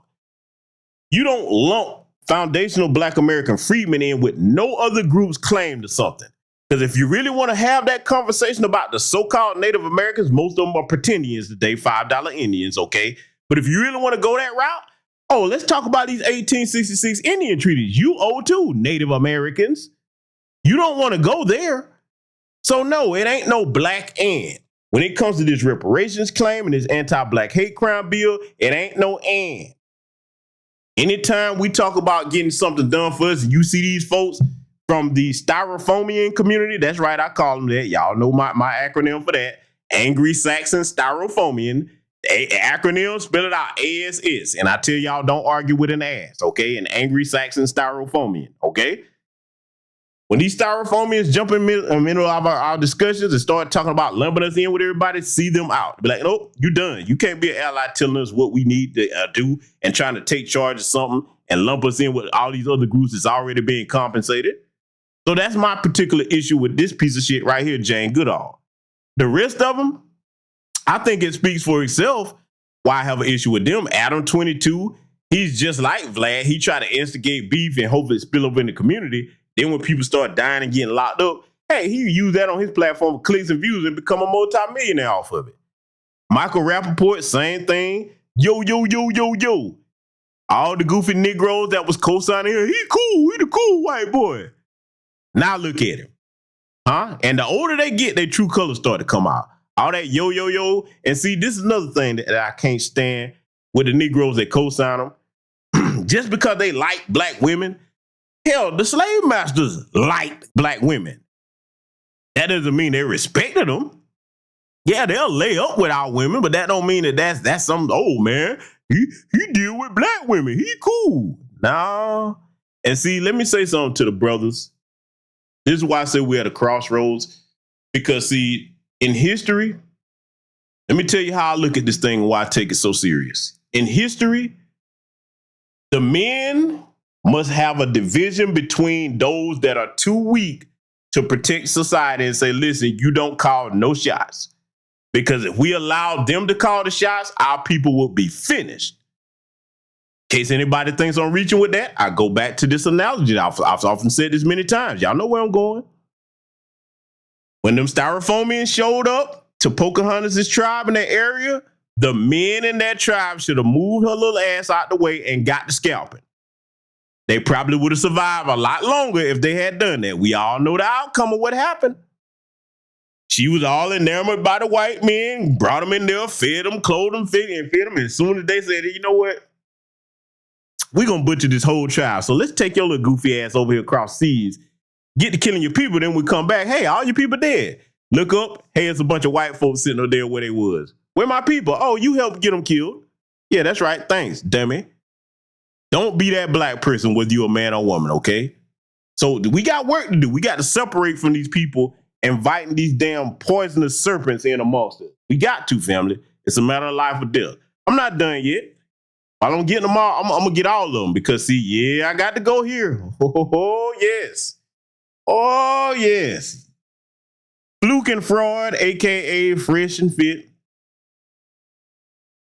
Amral Foodle and Walter Weeks, that's their names, okay? Goofy ass, little Jerry looking, because Erykah Badu was right. He do like a little fat version of Jerry. DJ Academics, DJ Khaled, and Sloppy Joe, a.k.a. Fat Joe, okay? I'm going to get on them too.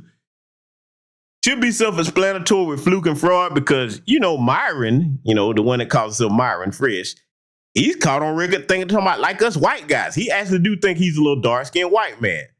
Let me tell you something. I love my brothers and sisters from the diaspora, but when you start talking like that, you're not my people. You're not my distant cousin. I don't know you. You over there, you say you identify with them folks? Okay, cool. That's what you are. I don't even really need to get on this goofy because, see, I was going to get on him about this little situation. I still might do that because there's some things I need to point out about that. But you see the situation he in with his little game goofy frog face looking ass. You sit up here tricking on these damn hoes, and then you sit up here and knocked up this Chinese chick, and then you trying to encourage her to get rid of the baby, and now you looking like a goofy online. Boy, well, if I ever decide to get on that broadcast, boy, I'm going to tell you, I'm going to climb the hill out his ass. Because y'all know I don't care how big their channels are. I'll give you the business over here if I got something to say. DJ Wackademics. Let me tell you something. I get it. There's certain people that'll go on his platforms and certain people that say they cool with him, but I don't believe in befriending the enemy.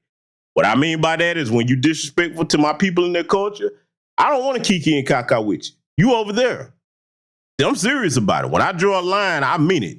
I'm like, you over here on this side of the line. I can't be cool with somebody that disrespect my people in no way, shape, form, or fashion. I don't play them kinds of games. That's very unwise. The people that do it, I can understand they may have strategic reasons for that, but I'm not one to play them kinds of games. I will figure something else out, okay? I don't care how big your platform is or whatever. That's just, I'm speaking for myself. DJ Khaled. Don't respect him either, because all these people that leech off Black American culture, they're not speaking up for Black American issues. And notice this. He's not even one of the people that they calling on to speak on that particular conflict overseas. And he's Arabic from what I understand. Why they ain't on his bumper like they on black people? Black people, you need to say something. No, he need to say something. You need to go to all these people with Arabic ancestry or whatever. Hey, what you got to say about the conflict? I'll do you one better. Don't talk about it, be about it. If you're not going over there to fight for the cause, you need to be sending money over there. We need to start flipping this back around on them. Let me get over here to Sloppy Joe. Let me tell you something, dude. I particularly despise this low-life son of a bitch right here. Because one, I'm just going to say it. Gonna hurt some people's feelings. I don't even consider him a rapper. He don't have any talent. Down here in the South, ain't nobody down here talking about, boy, did you hear that latest Fat Joe? The only song that anybody really know you for is Lean Back. I'll do you one even better. The only way that anybody would even come close to considering you a rapper, especially down here in the South, speaking for my region, was when Big Pun was alive. Now, I'll give him credit. Christopher Rios could flow. That dude was a beast. That's the one that had the talent. He's no longer here. The only way people could confuse you as a rapper is if you was on something with Big Pun, you non-talented bag of dog shit. You sitting up here trying to perpetuate that lie, talking about some black people and Latinos created hip-hop 50-50. See, this is why I call them Latinos. L-I-T-I-N-O-S. Latinos. You know, I coined that term and it took off like wildfire. They're Latinos. Yes. Let me tell you something. If any of us was to try to go in their culture and claim something that we didn't create, they wouldn't tolerate that. So I'm calling for zero tolerance on all these culture vultures, okay? It's time for us to kick them out, ostracize them. And here's the test, family. Those of you listening to this, I got a question to ask you because I'm going to raise this question on the next X space that I do addressing what to do about this situation. Even if you like some of them folks, are we ready to say, even if we like you and you amongst our people, we going to ostracize your ass too? That's the part right there where we going to see you if the rubber is ready to hit the road yet. Are you ready to say, hey, listen, I liked you. I love your music, your movies, but you took your ass back on Vlad's platform. The community is against that. So now, hey, I'm going to treat you like I treat him. Are we ready to do that? That's the question right there. Because nothing's going to change until we let them know that, hey, we're not playing with you about that. You go on these people's platforms to disrespect us. Now, you can go do it, but you won't get any more support from us with nothing that you do. You will not exist. It's got to be like, okay, poof, done. I'm not even trying to support you no type of way, shape, form, or fashion. We start doing that, trust me, they'll get the message then. Oh, yeah. So, see, family, I got something else I want to show you, too, about why it's a problem not kicking out these culture voices. Yeah, Project Leroy. You know, I had to put the Latinos out there. Y'all, anybody using that, you know where that came from. You know, I put out a whole list of terms on them. Y'all know me. I stay coming up with terminology for them jokers. But see, I'm going to show you something about these yo types right here. I'm going to let this play, and then I'm going to give some commentary on this. Now, I want y'all to tell me if you don't see what the problem is with this, because I want y'all to listen to this. This is old, but I put it in here tonight for a reason. I'm going to let it play. Man, let me tell you, I've been hearing that my whole life, okay? And real talk, I only ever really hear it when I'm outside the Bay Area. One of the earliest times I can remember is when I was in the military. I was in North Carolina. On the weekend, we wear our street clothes. And I was standing in line with my friends and we're waiting for the chow hall to open so we could have our lunch, okay? We're wearing our street clothes. I'm telling a story to my friends. They're circled around me. They're cracking up. If you know me, when I tell a story, I'm hella animated, okay? So people are cracking up. When I'm done with my story, I turn around. This black dude that's behind me, his eyes get big, right? He says, hey, bro, no offense, but let me ask you a question. What nationality are you?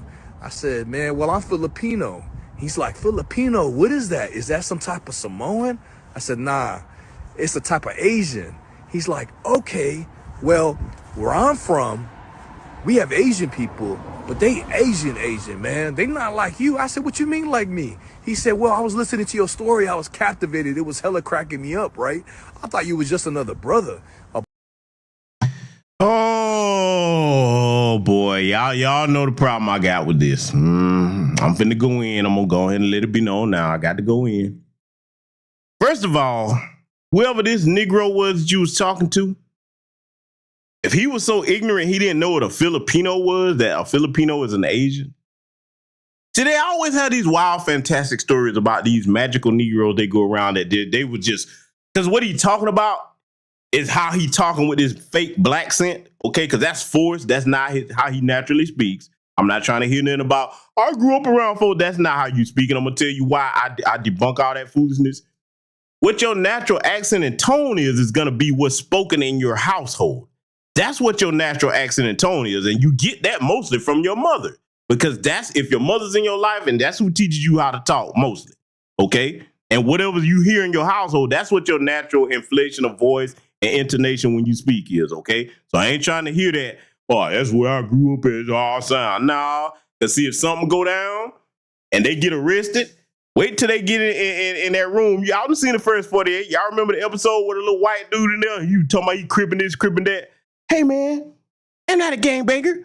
I want to be a white boy like me and you. And that's what they all do. All of them, okay? This whole, oh, man, I was just talking with such a black accent that they thought I was a brother. Let me tell you something. Who here looking on this screen, looking at this little old uncooked damn ramen noodle looking bastard right here would think that this is a black man? I thought you was another brother. How? How you thought that? Because, see, I don't know. Maybe something is wrong with some people's vision. I would never mistake him for being a black man looking straight at him. Who did that? I got questions, family. I'm trying to see if everybody see what I see, okay? Huh? Who would mistake little chicken chow mein here with glasses on? Huh? Little old spring roll head boy, okay? Little bat soup sucking. Man, don't get me started, man. Who would mistake you for a black man? Oh, you want a brother. Salute to the good brother 400 for the cash out. But I got jokes. I'm gonna clown this fool, man. Sitting up here with who in the hell wear an orange skull cap? Boy, little Szechuan chicken looking, man. And everything. And you can tell if they show this whole outfit. First of all, I can look at your face and tell you're not one of us, even though you put on your little black accent. But I guarantee his outfit don't nothing about that speak. No, nothing about foundational Black American. Okay, so I just got to get there. But see, for the silly Negroes, I wonder, what black dude was telling this. I wonder what lineage he was of. You got some people that'll sit there and entertain this, and I'm gonna tell you why I can't stand them. They do it because they want to get cool with them so they can try to get to their women. Let me tell you why you ain't worth two dead flies if you're a black dude and you try to do that. Listen up. If you can't pull any nationality of woman you want by just being you, you're a failure. Yes, I'm going to say it like it needs to be said. I don't have to be cool with a white dude, an Asian dude, a Hispanic dude. If that's what I want, if I want to get their women, I ain't got to be buddy with them to do it. They're going to be attracted to me off of my raw masculinity, okay? But see, everybody don't have that. So they have to do little weasel stuff like this. A lot of these goofies to come around, because see, next thing you know, you let him come around and get too familiar, and then they all build themselves up to it with the yo, yo, yo. They can't wait till they get comfortable enough to say, okay, today's the day I'm going to do it. Let me say the N-word, nigga. And then they look around, okay, ain't nobody socking me yet. Oh, man, I got him now. Huh? See, it's different down here in the South. We don't play them rules, man. We don't play them games like this. We got rules down here that they know not to cross. You ain't gonna be at no concert and hear none of them yelling. Not if no black folks there. Now, if it's a bunch of white people, okay. But around us, they know, all right, you better skip this part of the song. Everybody in the room turn around and be like, all right, I'm waiting on you to say it. I'm waiting on you to say it. Please say it. Please say it, because see, if you say it, you're gonna wake up and not remember the rest of the song. It's still like that down here, okay? Yeah, especially in my generation. Let me tell you something about the 90s, family, before I let this jackass continue. Let me tell you something. In the 90s, when hip-hop was in its infancy of becoming commercially recognized, you know, when you started to see the hip-hop songs playing in the backgrounds of commercials and all that, that kind of really took off in the 90s, to be honest with you. Okay, on a major scale. That's when all these different cultures start latching on to hip hop. Oh my God, this is the best thing since sliced bread. Oh boy, they was just all over it, boy. That's where your little wiggers start to come around and all this other stuff. And then you got your little, the ones that perpetrate that little fraud, like, what's her name? Danielle Bregoli, the so-called bad baby. You had them, the little white girls coming around because they want to rebel against their parents, and then come around with that. They all understood, though. No matter how much you like Snoop Dogg, Tupac, Biggie, whatever, you better not say that one word. You better not do it. Y'all don't understand what it was like to grow up in the era of Gen X when we was kids. Boy, we didn't even have to tell them. We was like, all right now. Because see, now we going to make an example out you on the spot. Especially in the South. I'm telling y'all, man. Y'all, boy. See, but today, some of these new age folks, boy, they sit around and they let their little non-black friends say the N-word around them, and the next thing you know, hey, it leaded to a situation where now, hey, you let them get disrespectful, so don't be shocked when they start to disrespect you. They won't let you come around their people calling them no type of slur in their community that they call each other, because we don't even think about doing that, but they wouldn't let us do it if it was a group of them. You go and be the only black person in a room full of Asians and start talking about chink this, chink that, and see if they let you get away with that. Or in any other group, whatever little slur that they have adopted for themselves that they might say jokingly amongst one another, they ain't cool enough with us to let us get away with that. But anyway, I'm going to let little chicken chow mein here, little chicken chow mein jackass continue, because see, brothers, this here got to be nipped in the bud. We can't allow this. Black dude. And then you turn around and I was like, whoa, he an Asian too. I said, man, where I'm from, it don't matter if you're Filipino, Asian, white, black, Hispanic, Samoan, we all talk the same. He said, where you? No, we all don't talk the same, because what you doing is a rehearsed black accent from you sitting around watching Friday over and over. That's what you doing. No, we don't all talk the same. Let's get that part straightened out right now. Look at this idiot, man. And I call anybody an idiot that sit up here and allow them people to come around and talking like that, because see, I don't play this. I got friends of all different nationalities. Don't come around me doing this right here. I don't kick with those that come around, talk like you normally talk. Don't come around me with that bullshit.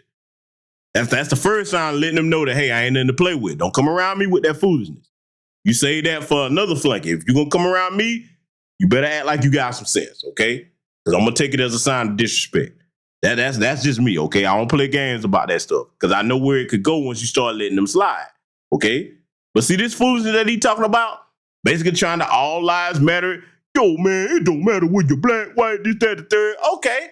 See, Notice they never apply that logic that he just said right there to like, if you really see, it would almost be a different story if those of them that did that, they was on the front lines when something happened, like, Senior Airman Roger Fortson being murdered. Where these yo-yo-yos at then? Come on, family, talk to me. Where the yo-yo-yos at? Front and center. Hey, man, it's been long enough. Give these black people their reparations. My community, his community right there. Where yo-yo-yo at talking about, hey, man, my black brothers and sisters that I'm so cool with, that I enjoy their culture. Man, why they ain't included in our hate crime bill? We need to go ahead and push for our politicians to get them included in there or get their own. Where you at then, yo-yo-yo? Huh? Yo-yo-yo, where you at? They ain't nowhere to be found, huh? Yeah, I'm going there. Let's let this jackass continue. I said the San Francisco Bay Area, you feel me? Yeah, Bay Area, boy. Let me tell you something, man. I know my brother Black Voltron, he catch this, boy. Yeah, see. They know who to come around in the Bay Area with that. They know who to come around. Because see, the one thing about that West Coast, it's such a variety out there as far as the women. This is what I would say to anybody out there. Because I've got family out there. Go over there and visit. Yes, beautiful weather. Smorgasbord of different types of women if that's what you want. But man, don't ever be so damn cooch happy, man, to get something outside of your race that you sit there and let people disrespect you. That's what I have to say to the men. The sisters too, but see, the sisters gonna have to handle that. Okay? So family, I understand that tonight was more of a serious broadcast. Don't worry, the next broadcast we shall get our sponsor on the line, but I felt it'd be inappropriate to put the sponsor in here. Don't worry, because, they still mad at me about that sponsorship. But, listen, man, I'm going to keep promoting that advertisement because, if you're going to be fleeing, you need the right footwear. So there will be a return of the sponsor. Don't worry. You know what I'm saying? Y'all don't know what that is. Just tune in to this broadcast. You will see it. So with that said, ladies and gentlemen, I hope I got my point across, okay? And I want all of you to remember this when it comes to gatekeeping the culture. And as I said at the beginning of the broadcast, it does not just pertain to keeping things out the culture. It also pertains to getting things out from behind the gates that do not belong. Okay? That's it. Salute to you all. Black first. I want you to take care of yourselves, take care of your families, and remember we are a great and mighty people. We are on code, whether we're FBA lineage or non-FBA lineage. We get things done because if we don't handle our own business, nobody's going to do it first. They'll do it for us. That's it. I will see you all in future content. It's the 50th anniversary of hip-hop, and we still have a lot of discrepancies as far as the origins of hip-hop, a lot of claims, who did what, who was the first this, who was the this and that, and such. But at the end of the day, we need a definitive story, all right? And that story can only be told by the founders of this culture. Like everything was being driven and influenced by young, black, American culture. Like the slang, the style of dress, the initial music that we chose.